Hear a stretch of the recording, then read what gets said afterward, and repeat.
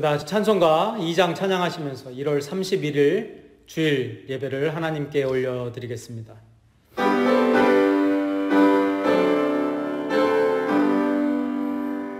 찬양 성부 성자 성령 성삼위 체계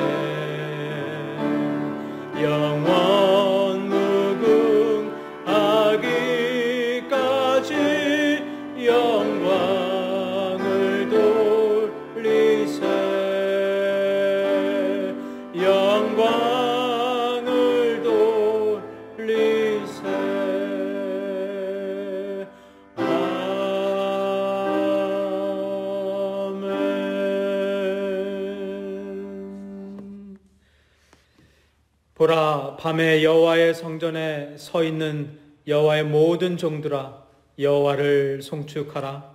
성소를 향하여 너희 손을 들고 여호와를 송축하라. 천지를 지으신 여호와께서 시온에서 내게 복을 주실지어다. 아멘.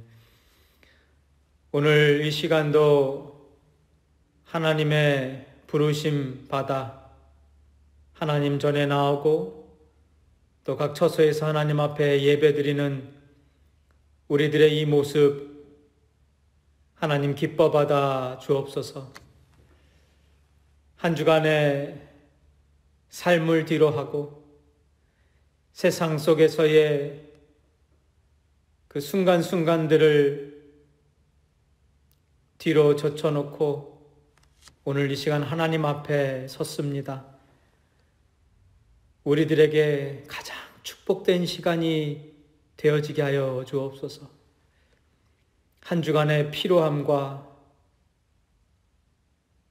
아픔과 놀라움과 좌절, 이 모든 것들이 오늘 이 시간 십자가 앞에 다 내려놓아지게 하여 주시고 하나님이 부어주시는 그 풍성한 은혜와 기쁨으로 가득 찬 그런 예배 시간 되게 하여 주시며 또 앞으로의 우리 삶이 되어질 수 있도록 우리의 신앙생활이 되어질 수 있도록 하나님 축복하여 주옵소서.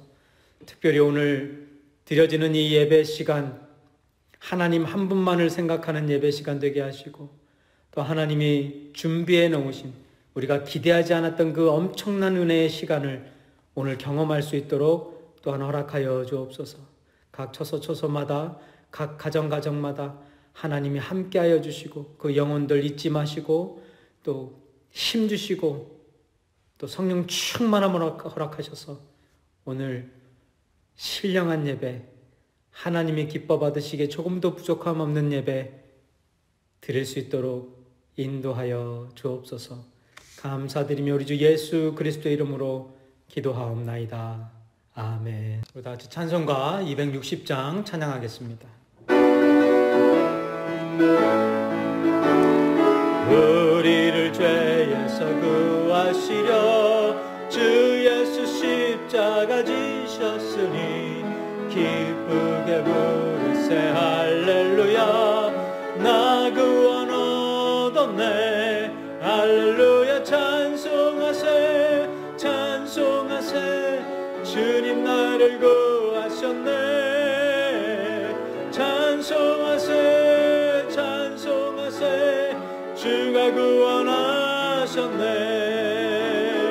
우리를 주께서 구했으니 이전에 행하던 악한 일과 주하고 더러운 모든 죄를 온전히 버렸네. 할렐루야. 찬송하세 찬송하세 주님 나를 구하셨네. 찬송하세 찬송하세 주가 구원하셨네. 나 지금 죄에서 사함받아 거룩한 백성이 되었으니 이 육신 장막을 벗을 때도 겁날 것 없겠네. 할렐루야. 찬송하세 찬송하세 주님 나를 구하셨네. 찬송하세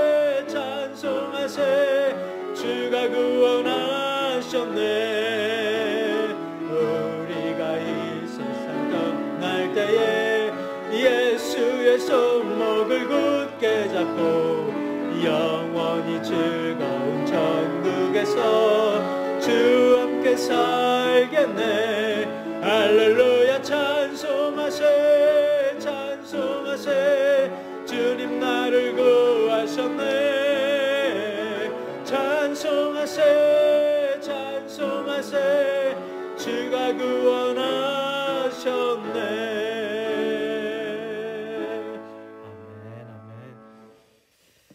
교독문 2번 함께 교독하시겠습니다. 시편 2편입니다. 어찌하여 이방 나라들이 분노하며 민족들이 헛된 일을 꾸미는가. 세상의 군왕들이 나서며 관원들이 서로 꾀하여 여호와와 그의 기름 부음 받은 자를 대적하며 우리가 그들의 맨 것을 끊고 그의 결박을 벗어버리자 하는도다. 하늘에 계신 이가 웃으시며 주께서 그들을 비웃으시리로다. 그때 분을 바라며 진노하사 그들을 놀라게 하여 이르시기를 내가 나의 왕을 내 거룩한 산 시온에 세웠다 하시리로다. 내가 여호와의 명령을 전하노라. 여호와께서 내게 이르시되 너는 내 아들이라. 오늘 내가 너를 낳았도다. 내가 구하라. 내가 이방 나라를 내 유업으로 주리니 내 소유가 땅끝까지 이르리로다. 아멘. 사도신경으로 신앙 고백하겠습니다. 전능하사 천지를 만드신 하나님 아버지를 내가 믿사오며 그 외아들 우리 주 예수 그리스도를 믿사오니 이는 성령으로 잉태하사 동정녀 마리아에게 나시고 본디오 빌라도에게 고난을 받으사 십자가에 못 박혀 죽으시고 장사한 지 사흘 만에 죽은 자 가운데서 다시 살아나시며 하늘에 오르사 전능하신 하나님 우편에 앉아 계시다가 저리로서 산자와 죽은 자를 심판하러 오시리라. 성령을 믿사오며 거룩한 공예와 성도가 서로 교통하는 것과 죄를 사하여 주시는 것과 몸이 다시 사는 것과 영원히 사는 것을 믿사옵나이다. 아멘. 우리 같이 찬송가 254장 찬양합니다.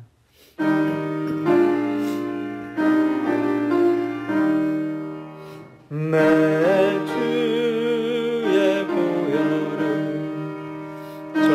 정하고 정하다. 내 죄를 정케 하신 주 날 오라 하신다.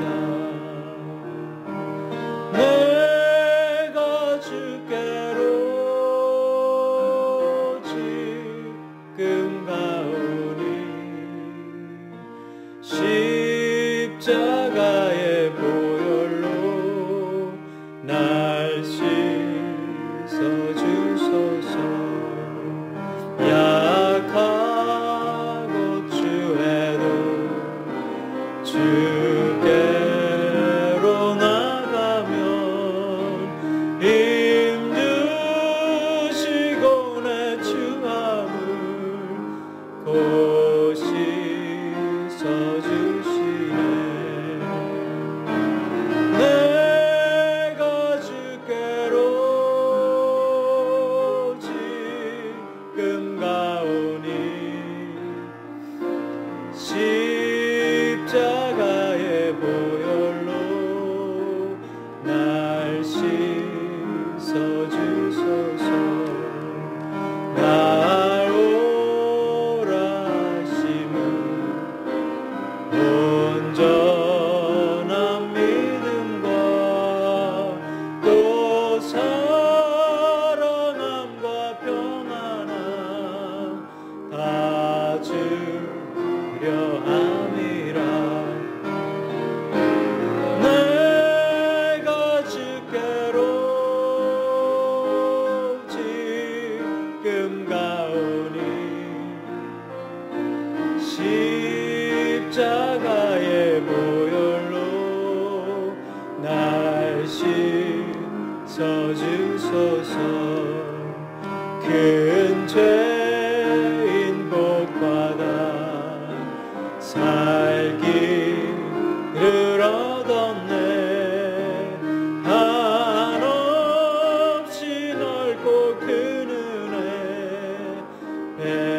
베풀어 주소서. 내가 주께로 지금 가오니 십자가의 보혈로 날 씻어주소서.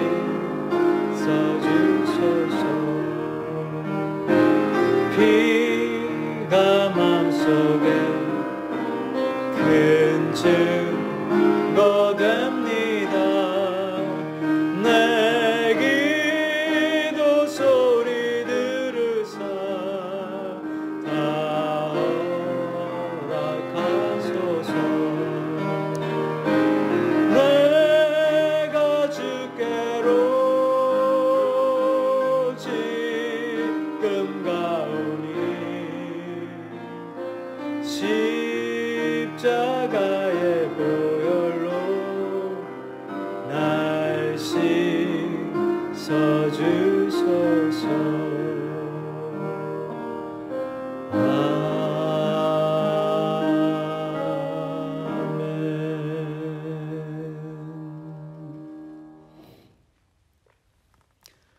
십자가의 보혈만이 나를 정결케 할 수 있음을 믿습니다. 예수 그리스도만이 나의 길이요, 예수 그리스도의 십자가의 그 희생만이 나를 영원한 소망의 자리로 인도할 수 있는 줄 믿습니다. 하나님, 오늘 이 시간도 하나님의 그 은혜 가운데 이 자리에 설 수 있게 됨을 다시 한번 고백합니다.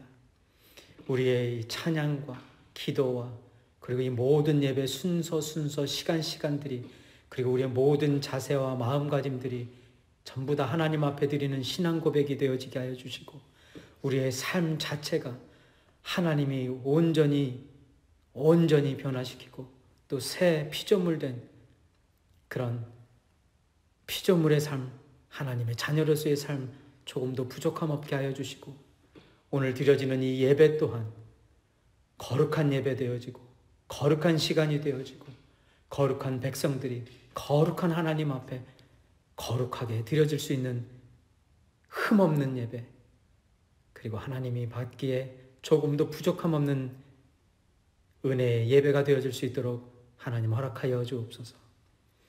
육신적으로 또 영적으로 연약한 영혼들, 하나님 그 영혼들 찾아가 주옵시고 안수하여 주옵시고 붙잡아 주시고 일으켜 세워주셔서 그 영혼들이 온전히 믿음 안에서 바로 설 수 있도록, 더 굳건히 하나님 말씀 위에 설 수 있도록 하나님 붙들어 주옵소서. 오늘도 하나님 말씀 담대하게 선포하며 나아갑니다. 예수 그리스도와 하나님의 그 은혜 다시 한번 증거하기 원합니다. 아버지 하나님, 오늘 이 시간을 통하여서 하나님 만나지 못하는 영혼들, 예수 그리스도를 영접하지 못한 영혼들 영접하게 하시고 하나님 만나게 하시고 새 삶, 새 피조물의 그 귀하고 복된 삶, 오늘 이 시간부터 살고 또 누릴 수 있도록 축복하여 주옵소서. 하나님 함께하여 주심을 감사드리며 우리 주 예수 그리스도의 이름으로 기도하옵나이다. 아멘. 오늘 말씀 로마서 5장 12절부터 14절 말씀 다시 한번 보도록 하겠습니다. 그러므로 한 사람으로 말미암아 죄가 세상에 들어오고 죄로 말미암아 사망이 들어왔나니 이와 같이 모든 사람이 죄를 지었으므로 사망이 모든 사람에게 이르렀느니라. 죄가 율법이 있기 전에도 세상에 있었으나 율법이 없었을 때에는 죄를 죄로 여기지 아니하였느니라. 그러나 아담으로부터 모세까지 아담의 범죄와 같은 죄를 짓지 아니한 자들까지도 사망이 왕노릇하였나니 아담은 오실 자의 모형이라. 아멘. 오늘 이 원죄를 말하다 네 번째 시간인데요. 지난주까지 저희가 이 본문 말씀을 가지고 원죄를 말하다 이 대주제를 또 통해서 저희가 죄에 대한 그런 특징들을 알아보았습니다. 먼저 지난주까지 한 3가지 정도로 저희가 요약을 했었는데요. 첫 번째로 죄의 출처에 대해서 우리가 이야기 나눴었죠. 그래서 죄는 아담 한 사람으로부터 말미암아 세상에 들어오게 되어진 것이다. 이 원죄에 대한 이야기를 나눴었고요. 그리고 두 번째로는 죄의 결과가 무엇인가에 대한 내용을 좀 나눴습니다. 그래서 죄로 말미암아 사망이 세상에 들어오게 되어졌다. 그래서 그 사망은 이 육적 사망과 영적 사망 이렇게 나눌 수가 있겠지만 가장 큰 그 죄로 인해서 우리가 받게 되어진 그 사망은 이 육적 죽음이 아니라 하나님과의 그 관계가 끊어진 것을 이야기하는 것이다 라고까지 이야기 나눴고요. 그리고 지난주에 저희가 이 죄는 율법이 있기 전에도 세상에 존재했다라는 그 내용을 통해서 우리가 아담의 그 선택권을 가지고 있었던 자유의지, 이 에덴 동산에서만 존재했던 타락 전에 존재했던 그 자유의지에 대해서 저희들이 이야기를 또 나누었습니다. 그래서 어거스틴이 이야기한 그 네 가지 상태 기억나시죠? 죄에 대한 인간의 네 가지 상태. 그래서 에덴 동산에서는 죄를 지을 수도 그리고 짓지 않을 수도 있는 그런 자유의지가 100% 있었던 상태였고요. 그렇지만 이제 타락 후에는 어떻게 되어졌습니까? 죄를 짓지 않을 수 없는 상태, not able, not to sin의 상태가 되어졌었고, 그리고 구원받은 우리 이 성도들은 able not to sin, 그렇죠? 죄를 안 지을 수 있는 상태가 되어졌습니다. 하나님의 뜻을 조금 따를 수 있는, 하나님의 뜻 가운데 살아갈 수 있는 그런 포텐셜이 있는, 그런 가능성이 있는 자리에 가게 되어졌고, 그리고 이제 천국에서는 결국 우리들이 not able to sin의 자리, unable to sin의 자리, 죄를 지을 수 없는 상태까지 가게 되어지는 것이죠. 그래서 이 구 에덴에서는 자유의지가 있었다면, 사실 죄에 대한 그 선택권이 있었다면 죄를 짓거나 짓지 못할 이 새 에덴에서는 아예 그것이 존재하지 않습니다. 그죠? 이제는 더 이상 이 죄라는 것에 속박되어지거나 그것에 구애받거나 또 유혹되어지는 그런 일이 없는 곳, 영원히 하나님과 함께 행복을 누리며 축복을 누리며 살아가게 되는 것이 바로 새 에덴, 바로 하나님께서 약속하신 영생의 삶을 이야기하는 것이죠. 이렇게 저희가 지난주까지 한 세 개에 대해서 이야기를 나눴는데요. 오늘 죄에 대한 네 번째 특징 13절을 보면서 또 한번 보도록 하겠습니다. 13절 한번 봉독 다시 하겠습니다. 죄가 율법 있기 전에도 세상에 있었으나, 지난주에 나눈 말씀이죠. 율법이 없었을 때에는 죄를 죄로 여기지 아니하였다. 그러니까 여기 보니까 죄에 대한 네 번째 특징이 이런 거죠. 죄가 율법 있기 전에는 죄가 아니었다. 그러니까 죄는 율법이 없는 상태에서는 죄가 아니다라는 거예요. 그래서 이 율법이 없으면 죄라는 것이 효력을 발휘하지 못한다라는 뜻이 되는 것입니다. 우리가 이 내용을 가지고 조금 여러 각도로 묵상을 좀 해보기를 원하는데요. 여러분, 이 말은, 그러니까 죄는 율법이 없는 상태에서는 죄가 아니다라는 이 말은, 그리고 13절 후반부에 말씀하고 있는 것 같이 율법이 없었을 때는 죄를 죄로 여기지 아니하였다, 이 말은요, 하나님이 아담에게 선악과 율법을 주시지 않으셨다면, 에덴 율법을 주시지 않으셨다면 아담과 하와가 선악과를 따먹어도 그것을 죄로 여기지 않았을 것이다 라는 뜻이에요. 그러니까 물건을 훔치는 것이 죄라고 법으로 금지되어져 있지 않는 곳에서, 아는 나라에서 물건을 훔치는 것은 죄가 되어지지 않는 것이나 마찬가지겠죠. 그러니까 이 말씀을 제가 묵상을 하면서 하나님이 아담에게, 그리고 우리들에게 이 율법을 주시지 않으셨다면, 특별히 아담에게 그 에덴 율법을 주시지 않으셨다면 얼마나 좋았을까라는 생각을 좀 해보게 되었습니다. 제가 지난주에 잠깐 언급했듯이요, 구약에는 크게 두 개의 율법이 자리 잡고 있다고 말씀드렸었죠. 그래서 에덴 율법과 광야 율법, 그리고 여기에 한 가지 덧붙이자면 예수님께서 주신 신약 율법이 있습니다. 그것을 우리가 대강령이라고 부르는데요. 마태복음 22장 한번 다시 보고 넘어가겠습니다. 37절부터 40절.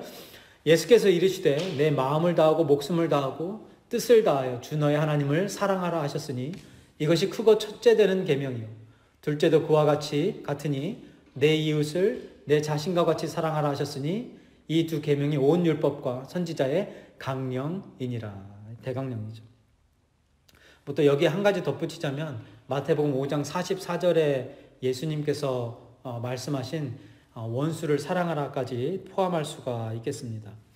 이렇게 신구약 성경은요, 크게 세 개의 이 율법이 존재합니다. 그래서 에덴 율법, 벌써 파괴되고 이제 더 이상 존재하지 않는 에덴 율법, 그리고 이 광야 율법. 지금까지도 그 전부 다는 아니에요. 그렇지만 어느 부분은 지금까지도 저희들에게 전해져 오고 또 저희들이 지켜 나아가야 할 그런 이 광야 율법, 뭐 십계명이 대표적인 것이겠죠. 좀 이따 다시 좀 한번 보겠지만, 그리고 이 신약에서 예수님께서 우리에게 주신 신약 율법, 하나님 사랑, 이웃 사랑, 이렇게 세 가지 율법이 있는데요. 이 세 가지의 공통점은요, 안타깝게도 에덴에서처럼 우리가 완벽하게 지킬 수 없다라는 거예요. 그것이 이 세 가지의 이 율법에, 하나님께서 우리에게 주신 율법의 공통점이죠. 그러니까 하나님께서 우리에게 이런 율법들을 사실 주시지 않으셨다면요, 죄가 되지 않았을 것이라는 이야기예요. 얼마나 좀 안타깝습니까? 하나님께서 그런 율법들을 우리에게 주시지 않으셨다면요, 우리가 좀 마음이 편하지 않았을까 싶어요. 그죠?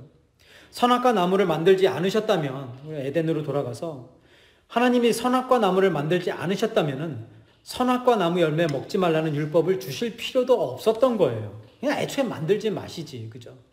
또 이왕 선악과 나무 만들어 놓으셨다면 먹어도 탈나지 않는 그런 것, 그러니까 탈나지 않게 이 조건을 달지 않고 그냥 먹게 그냥 내버려 두셨으면 얼마나 좋았을까, 이런 또 묵상을 해보게 되죠.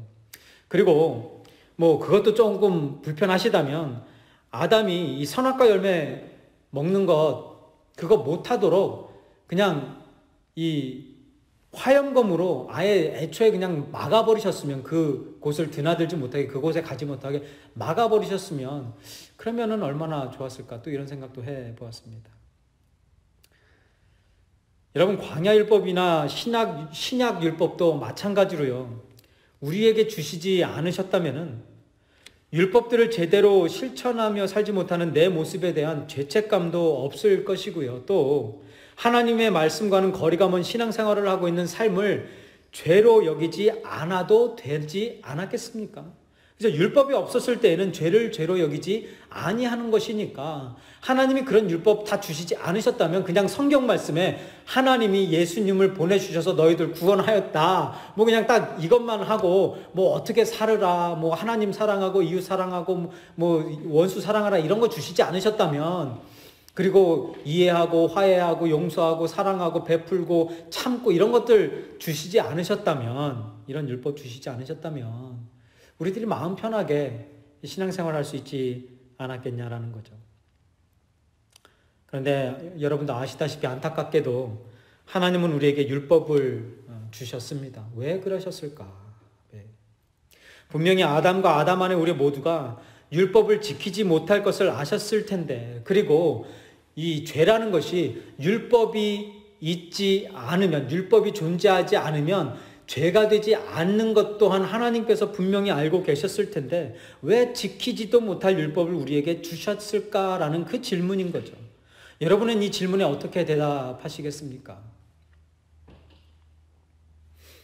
여러분, 이 질문, 지금 제가 드린 이 질문에 대한 답을요, 성경적으로 잘 정리하고 계시지 않으면은 하나님께서 부어주신 그 은혜를 누리면서 신앙생활 하기가 힘듭니다. 예, 하나님께서 부어주신 그 은혜 가운데서 자유함을 만끽하며 이 기쁜 마음으로 하나님 앞에, 하나님과 함께 신앙생활 하기가 쉽지 않다라는 거예요. 반대로 매일매일 이 죄책감에 시달리면서 어둡고 무거운 그런 이 자책 중심 신앙생활을 하게 되어질 수도 있고요. 또는 자신도 제대로 지키지 못하는 그 율법을 잣대 삼아서 다른 사람들 뭐 하는 거죠? 정죄하는 판단 중심의 신앙생활을 하게 되는 경우가 많아요. 또한 어떻게 해서든지 그 율법들을 나의 능력으로 내 스스로 이루어내고 다 지켜내어서 내가 무언가를 해보겠다라는 그런 율법 중심의, 내가 내 능력으로 의인 한번 되어보겠다라는 그런 율법 중심의 신앙생활을 하게 될 수도 있습니다. 어떻게 되어질 때예요? 조금 전에 질문드린 왜 하나님은 지키지도 못할 율법을 우리에게 주셨을까에 대한 이 질문에 대한 성경적 답을 제대로 가지고 계시지 않으면 이런 잘못된 신앙생활 하게 될 수도 있다는 거예요. 자책 중심, 판단 중심, 그리고 율법 중심의 신앙생활이요. 여러분 하나님께서 기뻐하시는 신앙생활이 아닌 줄 믿습니다. 예수님께서 이 지상사역 하시는 동안에 바리새인들을 계속해서 꾸짖으시고 또 질책하신 그런 내용들만 보아도 우리가 금방 알 수 있는 거죠. 그죠? 이렇게 바리새인들처럼 신앙의 오류 또는 신앙생활의 오류를 범하지 않기 위해서 꼭 알고 있어야 하는 것이 바로 조금 전에 질문드린 지키지도 못할 율법 왜 주셨을까에 대한 성경적 답인 거예요. 그래서 오늘은 하나님께서 율법을 주신 진짜 목적이 무엇인지를 저희들이 다시 한번 좀 정리해 나아가는 시간을 가져보도록 하겠습니다. 여러분, 우리가 율법을 지키지 못할 것을 아셨음에도 불구하고 그 율법을 우리에게 주셨다라는 것은 율법을 주신 목적이 율법 지킴 그 자체에 있는 것이 아니다라는 결론에 도달하게 되는 거예요. 다시 말씀드립니다. 우리가 율법을 지키지 못할 것을 아셨으면서도 율법을 주셨다는 것은 그 율법을 주신 목적이 너희들 이 율법들 다 완전히 완벽하게 지켜라 여기에 있는 것이 아니다라는 결론이 나오게 된다는 겁니다. 다시 말해서 하나님께서 아담에게 율법을 주신 목적, 저와 여러분에게 율법을 주신 목적이 그가 완벽하게 순종해서 세상 축복받고 영생 축복 받아라 이것이 아니라는 이야기예요. 저희들이 예전에 설교 드리면서 많이 들었던 내용들이죠. 하나님께 순종하고 하나님 말씀 잘 지키면 그러면 영생은 따놓은 당상이고 세상 축복까지도 누릴 수 있다. 일석이조를 누릴 수 있다. 뭐 이런 거 많이 들어보셨죠? 근데 성경을 보니까 하나님께서 율법을 주신 목적이 그게 아니었더라고요. 만약에 여러분 율법 주신 목적이 이 율법 완수를 통해서 우리가 세상 축복과 영생 축복을 받는 것이라면 어떤 문제가 발생하겠습니까? 일단 우리가 율법을 완벽하게 지킬 수 없는 존재이기 때문에 세상 축복은 둘째치고 영생 축복 이거 다 물 건너 간 거죠. 기회가 없는 거예요. 율법을 완수해야지만이 받을 수 있는 것이기 때문에. 또 하나님을 잘 섬기고 열심히 신앙생활하고 복음 전하고 선교하고 헌신하는 이 성도들 중에 세상 축복 못 누리고 사는 경우 또는 반대로 하나님과는 아주 거리가 먼 삶을 사는 사람들이 물질 축복, 자손 축복, 건강 축복, 이 삼중 축복을 누리며 사는 경우들이 설명이 안 되는 겁니다. 설명이. 그죠? 이렇게 우리가 상식선에서만 생각을 해도 율법을 주신 목적이 율법 완수를 통한 세상 축복이나 영생 축복이 아니라는 것은 우리가 금방 눈치를 챌 수가 있는 거예요. 여러분, 하나님께서 우리에게 율법을 주신 목적은 그거 잘 지켜서 세상 축복받고 영생 축복 받으라가 아니라요. 그 율법을 통해서 죄가 무엇인지를 깨닫고 그 율법을 다 지키지 못하고 사는 우리들 모두가 다 죄인이다라는 사실을 깨달으라는 것이요. 이것이 율법을 주신 가장 기본적인 목적이라는 것입니다. 여러분, 율법 지켜 의인 되거라와 율법 통해 죄인됨을 알아라. 여러분, 이거 비슷한 것 같기도 하고 그런데 이거 엄청난 차이가 있는 문장들이에요. 그렇죠?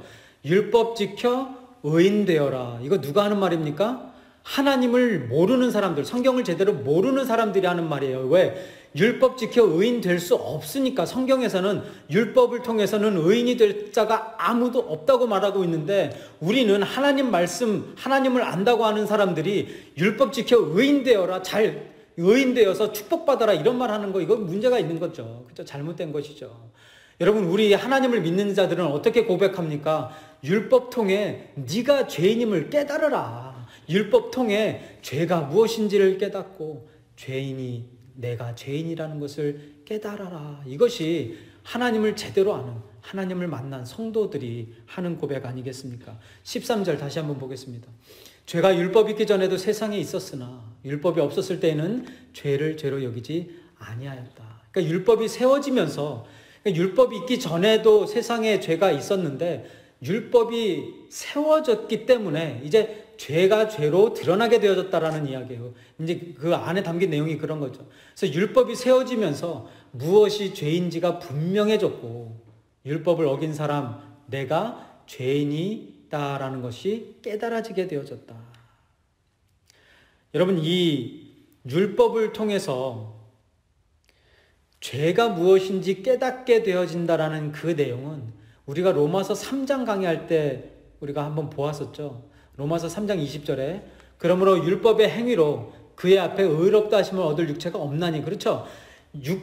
분명히 성경에서는 말하고 있는 거예요. 율법의 행위로는, 너희들의 능력으로는 그 율법을 지켜서 의로운 자가 되어질 수 없다. 근데 우리들이 뭘 얘기를 듣고 있었어요, 여태까지?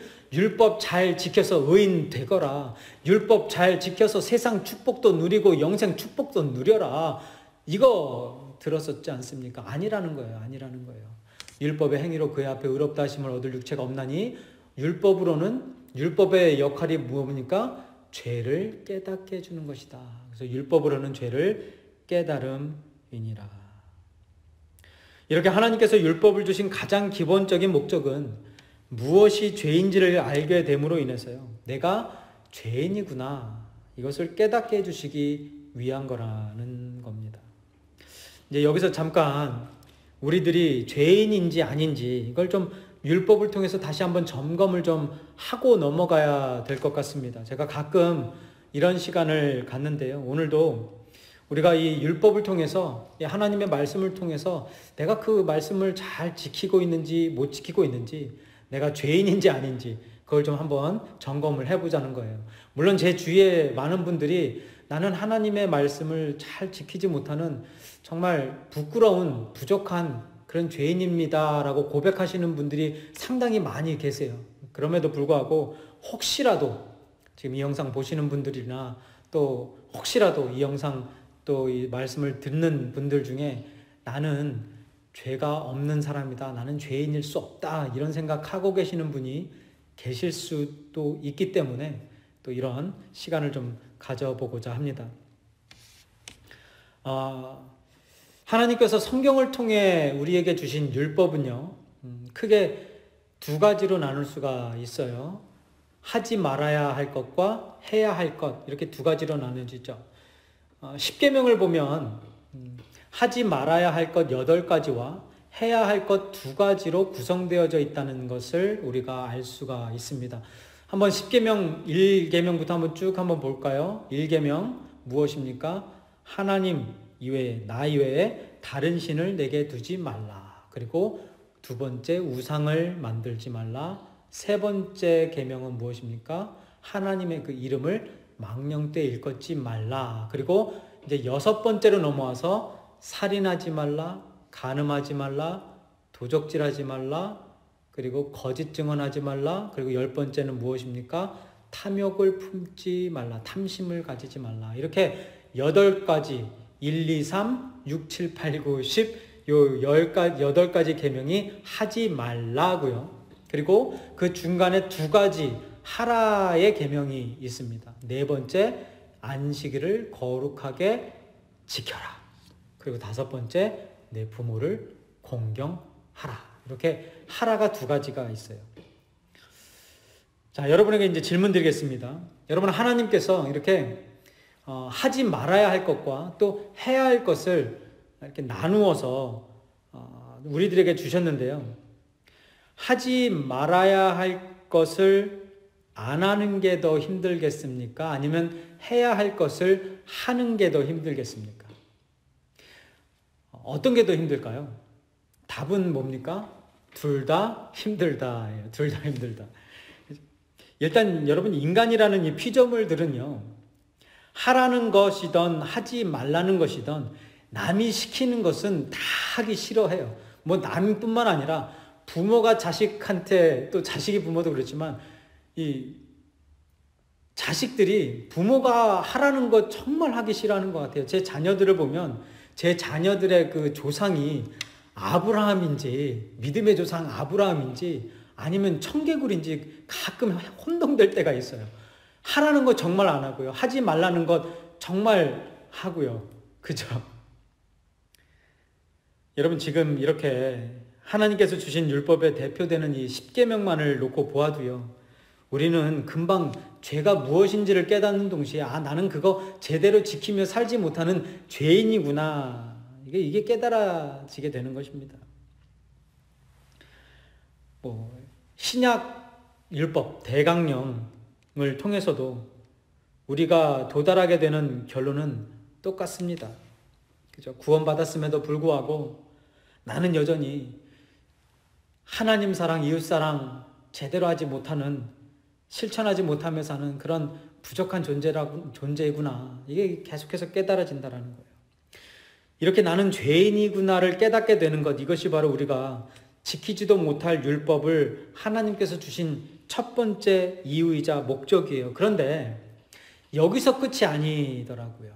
그 율법의 역할, 율법을 주신 목적이 여기서 끝이 아니더라고요. 오늘 본문 20절과 마지막 이 21절을 보니까 하나님께서 율법을 주신 목적이 여기서 끝이 아니라 다른 곳에 있었던 거예요.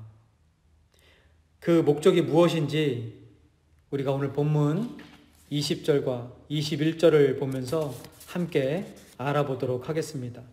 20절과 21절 일단 보고 말씀 계속 이어가겠습니다. 율법이 들어온 것은 범죄를 더하게 하려 함이라. 그러나 죄가 더한 곳에 은혜가 더욱 넘쳤나니 이는 죄가 사망 안에서 왕노릇한 것 같이 은혜도 또한 의로 말미암아 왕노릇하여 우리 주 예수 그리스도로 말미암아 영생에 이르게 하려 함이라. 그럼 바울이 지금 지키지도 못할 율법을 우리에게 주신 목적이 뭐라고 특별히 20절에서 지금 설명하고 있어요. 후반 부분에 죄가 더한 곳에 뭐가 넘쳤다고요? 은혜가 더욱 넘쳤나니. 그러니까 죄인된 우리가 죄를 지을 때마다 그 죄를 덮어주시고 용서해 주시는 하나님의 은혜를 경험하게 된다라는 거죠.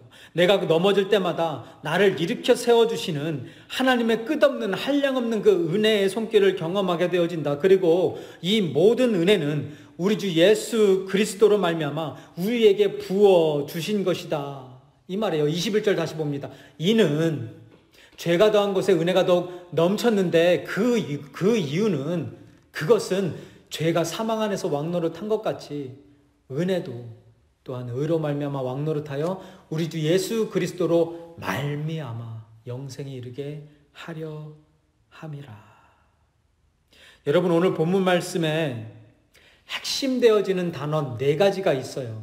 다른 것도 있지만 율법, 죄, 하나님의 은혜, 예수 그리스도. 여러분이 4가지가 어떻게 연결되어지고 있는지, 어떻게 상호작용을 하고 있는지 혹시 보이십니까? 여러분, 율법이 죄로 연결되어지고 죄가 드러남으로 인해서 죄인됨이 깨달아지죠. 그리고 죄인됨이 깨달아지면서 뭐가 풍성함을 느껴요? 경험해요? 하나님의 은혜가 넘치는 것을 경험하고 느끼는 거죠. 그러므로 말미암아 결국에 하나님의 은혜의 결정체 되시는 예수 그리스도의 그 은혜의 자리까지 우리의 시선이 옮겨지게 되는 거예요. 그러니까 이게 계속해서 돌아가는 거죠. 자, 보세요. 하나님께서 우리들에게 명령하셨습니다. 하나님 사랑하고 이웃 사랑하라. 근데 우리가 그것을 지키지 못하니 우리가 죄인의 모습이 되어지고 우리가 죄인이라는 것이 깨달아지게 되죠. 그런데 거기서 끝이 아니라 이런 죄인, 하나님 온전히 사랑하지 못하는 이런 죄인인데도 불구하고 하나님의 은혜로 나를 구원하셨구나. 그 하나님의 은혜가 바로 예수 그리스도구나. 그 예수 그리스도의 희생이 나를 구원하였구나. 내가 그러니 오늘 또 다시 한번 하나님 사랑 한번 제대로 해보자. 예수님 본받아 하나님 사랑 제대로 한번 해보자. 율법으로 또 가요. 이게 계속해서 반복되어지는 것입니다. 이 신앙생활이라는 것이요, 이것이 계속해서 반복되어지면서 결국에는 그 우리의 최종 시선이 어디에 고정되어져야 되는 거예요? 하나님의 은혜와 예수 그리스도에게로 고정되어져야 되는 것입니다. 율법이 처음에는 우리의 시선을 죄와 죄인된 나에게로 돌리게 하고요. 그 다음에 우리의 시선을 하나님의 은혜와 예수 그리스도에게까지 향하도록 우리를 인도해 간다라는 말입니다. 율법이 우리를 예수님께로 인도하는 초등교사다라는 것, 우리가 갈라디아서를 통해서 확인했었죠. 갈라디아서 3장 24절과 25절. 율법이 우리를 그리스도께로 인도하는 초등교사가 되어 우리로 하여금 믿음으로 말미암아 의롭다함을 얻게 하려 함이라. 25절에 믿음이 온 후로는 우리가 초등교사 아래에 있지 아니하도다. 여기 25절에 믿음이 온 후로는 우리가 초등교사 아래에 있지 아니하도다. 이 말은 율법 지킬 필요가 없다라는 이야기가 아니라요. 율법으로 구원받을 수 있는 그 기회는 이제 존재하지 않는다라는 거예요. 이제 이 율법이 예수님께로 인도하는 그 역할 거기에서 끝이고 이제는 우리가 구원받을 수 있는 길은 오직 믿음뿐이다. 이것을 말씀해 주고 계시는 것입니다. 여러분, 성도는 당연히 하나님의 말씀 묵상하고요. 또 배우면서 하나님께서 하지 말라는 것 하지 않고 또 하라는 것 열심히 하면서 이 신앙생활하는 가운데 우리가 그 말씀들을 다 지키지 못하고 살아가는 것에 대한 나의 그 부족함을 인정하고 나는 죄인입니다. 이 고백이 나와야 하는 것 맞습니다. 그런데 여기에서만 끝나버리게 되어지면 아까 말씀드렸듯이 자책 중심의 신앙생활의 그 굴레에서 벗어나지 못하게 되어져요. 무슨 도살장에 끌려가는 것처럼 살려주세요. 매일 기도해서 살려주세요. 용서해주세요. 잘못했습니다. 막 그냥 이런 기도만 하게 되는 거죠. 하나님이 그래. 난 너 용서했는데. 예수님이 너 용서했는데. 하나님, 아니에요. 예수님의 보혈로는 좀 부족해요. 하나님이 좀 다시 말씀해 주세요. 하나님 잘못했습니다. 용서해 주세요. 너 용서했다니까. 그래도 조금 더 용서해 주세요. 계속 이런 게 반복되어지는 것 아닙니까?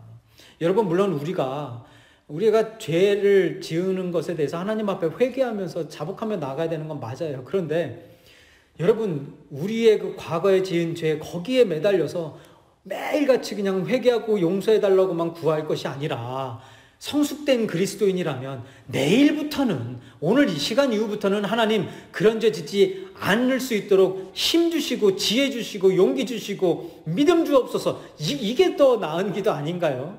여러분, 어떻게 동의하십니까? 예. 동의하시면 아멘 하시기 바랍니다. 그죠? 여러분, 이런 어떤 자책 중심의 신앙생활, 글쎄요, 하나님이 기뻐하시는 걸까요? 저는 아니라고 봅니다. 아니라고 봐요. 여러분, 하나님이 율법을 주신 최종 목적이 우리가 얼마나 잘 순종하느냐, 순종하지 못하느냐를 보시기 위해서가 아닙니다. 이 테스트는 이미 에덴 동산에서 F학점 맞고 끝나버렸어요. 그죠? 그리고 또 하나님이 율법을 주신 그 목적이 매일매일 우리가 죄책감에 시달리며 자책만 하고 살으라고 주신 것도 아니다라는 거예요.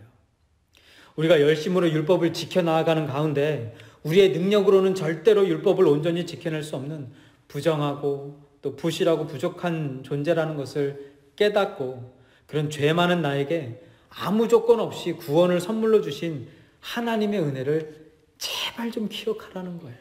그죠? 자꾸 그 죄만 생각, 그 율법만 바라보지 말고 내가 율법을 준 이유가 그 율법을 통해 예수 그리스도 바라보고 내가 너에게 베푼 그 은혜를 바라보라고 하는데 왜 너는 그거 바라보지 않고 계속 율법만 바라보고 앉아있느냐 이거예요. 그래서 정죄하거나 율법 중심의 신앙생활을 살거나, 그래서 죄가 더한 곳에 은혜가 더욱 넘쳐서 내가 구원을 받을 수 있었던 것이고 지금 이 순간도 거룩하신 하나님 앞에 찬양하고 예배드릴 수 있게 되었습니다. 이런 고백, 신앙 고백과 함께 하나님의 은혜와 또 그 은혜의 결정체 되시는 예수님을 다시 한번 기억하고 부르짖게 되어지는 것, 이게 성도의 모습 아니겠습니까? 여러분, 그래서 죄에 대한 내용이 담긴 12절부터 14절, 이 죄에 대해서 아주 풍성하게 담겨져 있는 구절들이었죠. 12절부터 14절 그 다음 절인 15절부터 바울이 계속해서 하나님의 은혜와 예수 그리스도를 드러내고 있는 것입니다. 좀 길지만 우리가 한 절씩 읽으면서 계속해서 반복되어져요. 아담의 그런 죄와 그리고 예수 그리스도의 그 의로 말미암은 영생의 길, 이것이 그 은혜와 축복이 계속해서 이야기되어지고 있습니다. 15절, 그러나 이 은사는 이거 선물입니다. 카리스마라는 단어인데요, 선물이라는 동일한 뜻이에요. 이 선물은 그 범죄와 같지 아니하니 곧 한 사람의 범죄를 인하여 많은 사람이 죽었은즉 더욱 하나님의 은혜와 또한 한 사람 예수 그리스도의 은혜로 말미암은 선물은, 이 은사와 동일한 단어 카리스마를 쓰고 있어요. 이거는 free gift라는 거예요. 거저 주는 선물.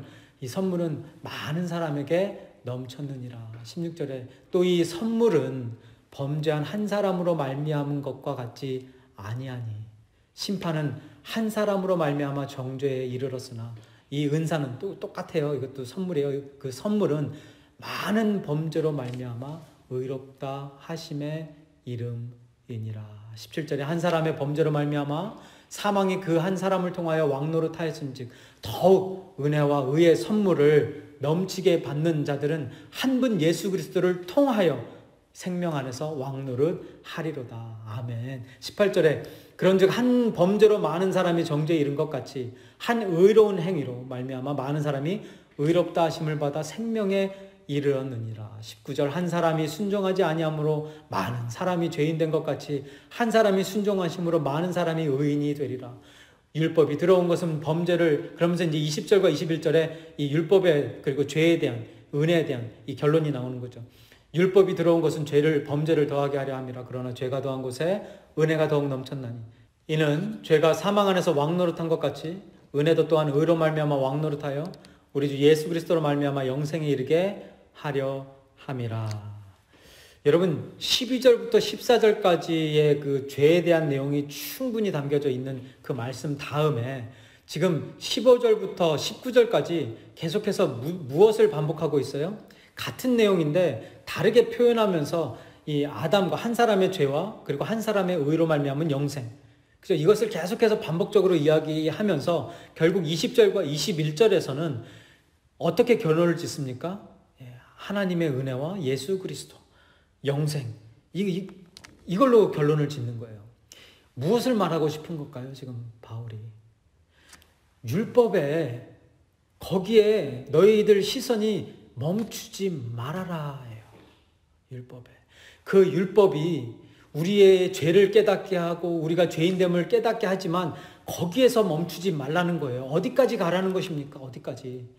하나님의 은혜의 선물, 카리스마, 그 free gift, 하나님의 그 예수 그리스도를 통한 은혜의 그 선물을 주신 그 하나님에게로, 그리고 예수 그리스도에게로 그 시선을 고정시켜라. 이 말씀 하고 있는 것 아닙니까? 여러분, 이제 말씀 마무리 짓겠는데요.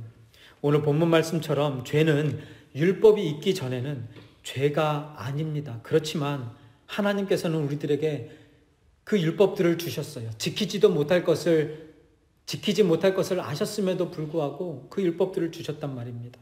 그리고 그 율법을 주신 목적 또한 성경을 통해서 우리들에게 가르쳐주고 계시는데 그 목적이 무엇이었어요?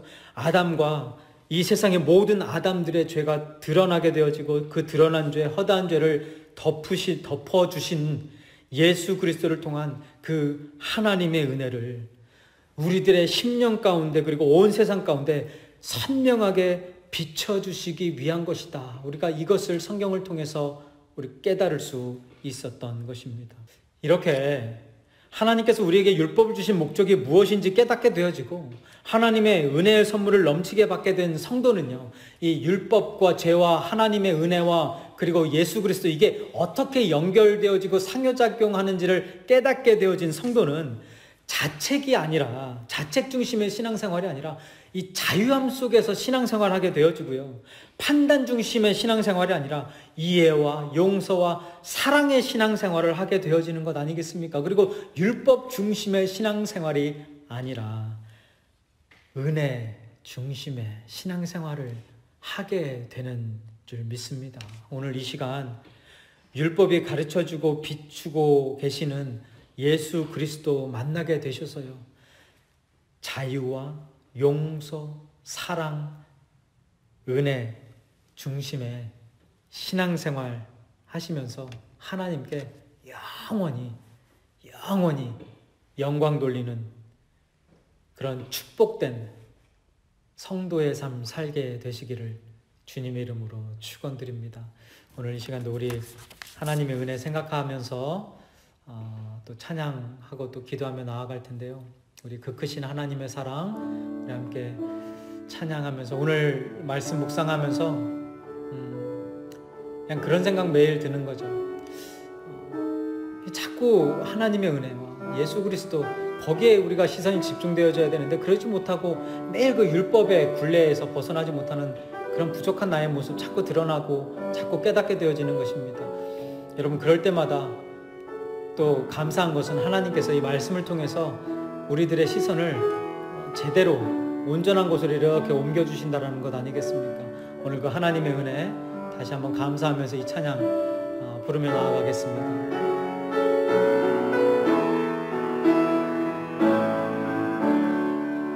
그 크신 하나님의 사랑 말로 다 영 못하네. 저 높고 높은 별을 넘어 이 낮고 낮은 땅 위에 죄범한 영혼 구하려 그 아들 보내사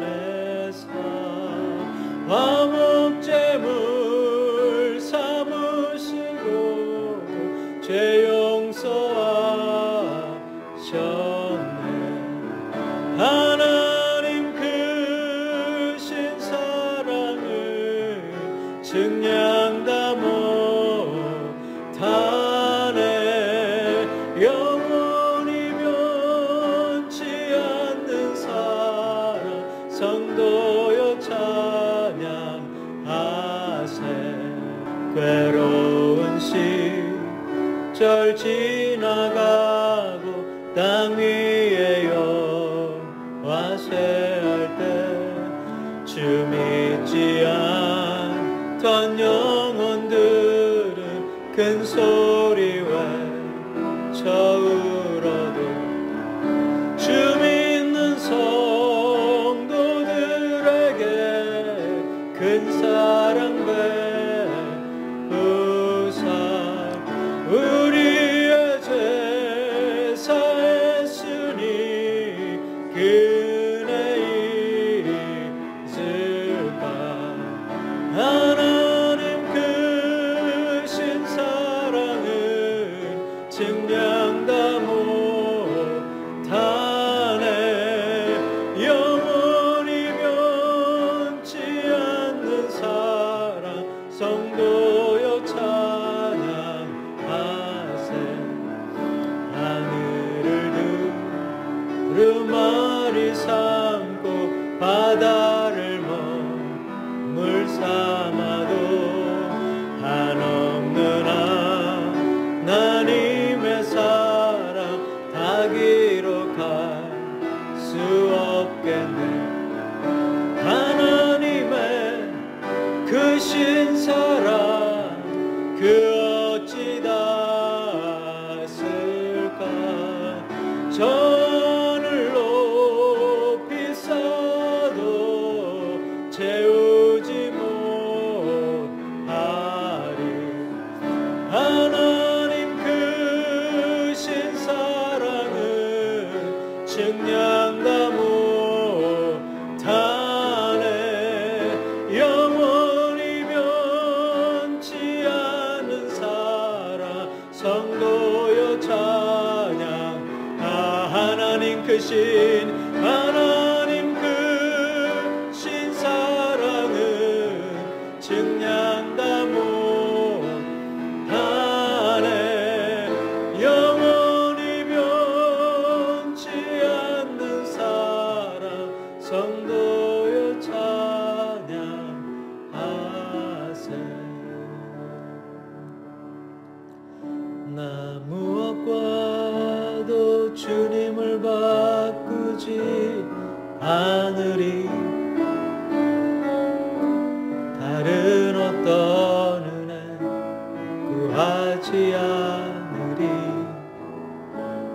오직 주님만이 내 삶의 도움이시니 주의 얼굴 보기 원합니다. 우리 다시 한번 나 무엇과도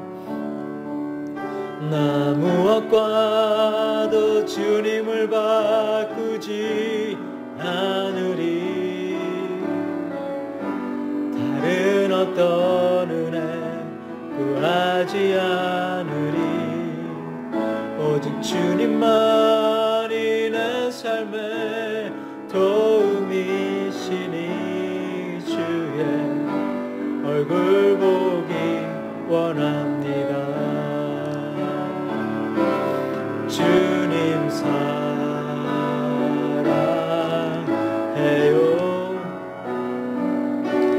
온 마음과 정성 다해 하나님의 신실한 자녀 되기 원합니다. 주님 사랑해요. 주님 사랑해요.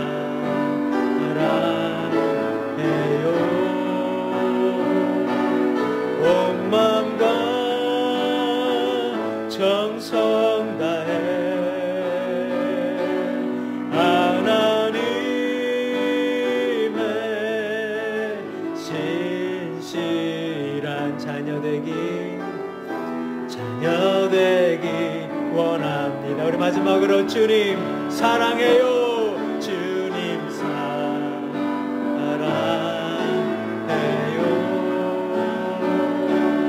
온 마음과 정성 다해 하나님의 신실한 자녀 되기 원합니다. 아멘. 오늘 이 시간 우리 함께 기도할 때에 여러분 율법을 통해서까지도 하나님의 하나님됨을 우리들에게 알리고 싶어 하시는 분이 우리 하나님이시라는 거예요. 하나님이 우리를 위해서 얼만큼 희생하셨는지, 하나님이 우리를 위해서 베푸신 그 은혜가 얼마나 큰지 우리로 하여금 알게 하고 싶으신 분이 우리 하나님이십니다. 그런데 우리는 매일매일 하나님을 잊어버리고 살아요. 우리는 매일매일 예수 그리스도를 잊어버리고 망각하고 살아가는 거죠. 하나님 마음 얼마나 아프시겠습니까? 오늘 이 시간 우리 함께 기도할 때에요, 주님 사랑해요. 온 마음과 정성 다해 하나님 한 분만 사랑하며 하나님만 부르짖으며 주님만 부르짖으며 살아가고 싶습니다. 온 시선이 주님만을 향하게 하여 주옵소서. 온 마음이 하나님에게만 집중되게 하여 주옵소서. 우리 그런 마음으로 기도합니다. 하나님 아버지, 우리들의 삶 가운데에 중심이 되어주시고 주인 되어주시는 하나님에게 모든 시선이 향하게 하여 주시옵소서. 하나님에게 모든 우리의 삶과 마음이 고정되어지게 하여 주옵소서. 하나님의 말씀이 하나님의 사랑 위에, 하나님의 은혜 위에 세워져 나아가는 우리들 되어지게 하여 주시고, 아버지 하나님께서 우리들에게 계속해서 말씀하시고 계속해서 비춰주고 계시고 드러내주고 계시는 그 예수 그리스도, 아버지 하나님, 오늘 이 시간 만날 수 있게 하여 주옵소서. 오늘 이 시간 그 예수님 전할 수 있는 기회들을 허락하여 주옵소서. 오늘 그 예수님을 통하여 다시 한번 새로운 마음으로 새 뜻으로 힘을 얻고 용기를 얻고 믿음을 얻어서 하나님이 기뻐하시고 원하시는 자녀로서의, 성도로서의, 백성으로서의 삶 살아갈 수 있도록 아버지 하나님 인도하여 주옵소서. 역사하여 주옵소서. 우리들의 부족한 것 아버지 하나님 앞에 온전히 용서를 구하며 하나님께서 베풀어 주신 그 구원과 용서의 그 은혜를 다시 한번 경험하며 긍휼하심으로 말미암아 우리들이 새 힘을 얻었사오니, 아버지 하나님 그 하나님께서 주신 그 능력과 은혜로 말미암아 더욱더 하나님 바라보고 더욱더 하나님 무릎 짓고 더욱더 하나님 말씀 붙들고 더욱더 예수 그리스도 증거하고 전하며 살아갈 수 있는 우리들 되어지게 하여 주옵소서. 하나님께서 세우신 재건 남가주교회와 모든 재건의 식구들이 하나님 나라를 위해 다시 한번 일어서게 하시고 다시 한번 복원되어지게 하여 주시고 다시 한번 재건되어지고 부흥되게 하여 주옵소서. 영적 부흥이 오늘 이 시간 이 순간부터 우리들을 통하여서 이루어질 수 있도록 하나님 우리들을 붙들어 주옵소서.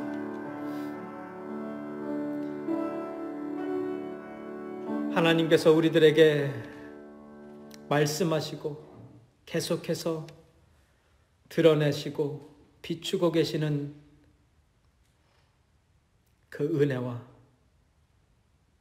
그 하나님의 독생자 되시고 우리의 구원자 되시는 예수 그리스도 매일매일 잊고 살았습니다. 하나님, 오늘 이 시간 더욱더, 아니 이 시간 이후부터는 더욱더 하나님의 그 은혜를 바라보고 예수 그리스도를 부르짖으며 하나님의 형상 닮은 사람으로 예수 그리스도의 본받는 제자들로 하나님의 백성으로 살아가는 데 부족함 없도록 인도하여 주옵소서.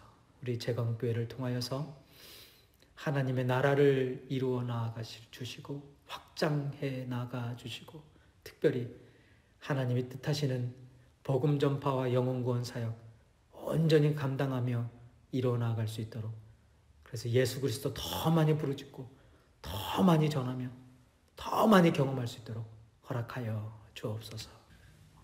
이제는 우리를 위해 이 땅에 오셔서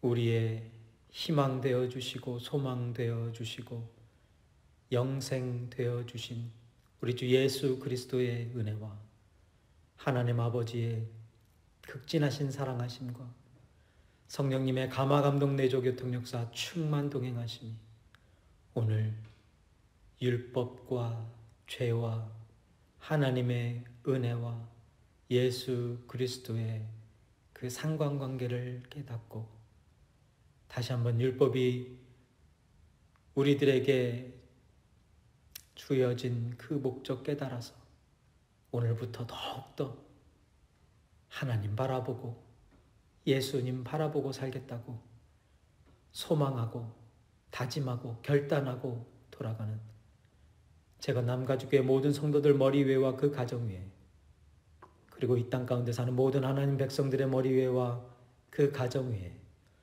이제부터 영원토록 함께 하시기를 간절히 축원하옵나이다.